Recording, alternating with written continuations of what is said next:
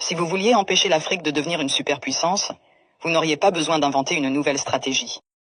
Le plan a déjà été écrit, testé et perfectionné au fil des siècles. Vous commenceriez par vous assurer que l'Afrique ne s'unisse jamais. Le moyen le plus simple de le faire est de maintenir les gens divisés selon des lignes ethniques, tribales et religieuses. S'ils commencent à travailler ensemble, rappelez-leur les griefs passés. Ravivez les vieilles blessures, financez les mouvements séparatistes, maintenez les différends frontaliers non résolus. Assurez-vous qu'à chaque fois qu'ils font un pas en avant, ils en font deux en arrière parce qu'ils sont trop occupés à se battre entre eux. Vous installeriez des dirigeants qui servent des intérêts étrangers, pas leur peuple.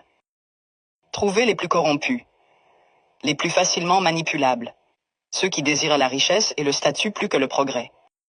Offrez-leur le pouvoir en échange de leur loyauté. Si un leader émerge qui se soucie réellement de l'Afrique, débarrassez-vous de lui. Assassinez-les si nécessaire. Mais si c'est trop compliqué, déstabilisez simplement leur gouvernement et soutenez un coup d'État. S'ils parlent de nationaliser les ressources, faites-en un exemple. S'ils essaient d'unir l'Afrique, éliminez-les avant que l'idée ne se propage. Vous maintenez l'Afrique économiquement faible en vous assurant qu'elle ne s'industrialise jamais. Laissez-les exporter des matières premières, mais ne les laissez jamais les transformer eux-mêmes. Contrôlez les mines, les champs pétrolifères, les minéraux rares. Gardez-les à vendre à bas prix et à acheter cher. Si un pays essaie de se libérer et de construire ses propres industries, sabotez-le. Imposez des sanctions, déstabilisez sa monnaie. Financez l'opposition locale, faites s'effondrer son économie. Si cela ne fonctionne pas, orchestrez une guerre civile. Les gens ne peuvent pas construire quand ils sont trop occupés à essayer de survivre. Vous vous assureriez que leur système éducatif produit des travailleurs, pas des innovateurs. Enseignez-leur une histoire qui glorifie leurs oppresseurs. Faites-leur croire que leurs cultures sont primitives, que leurs ancêtres étaient des sauvages, que leur avenir dépend de l'approbation étrangère. Entraînez-les à mémoriser, pas à penser de manière critique.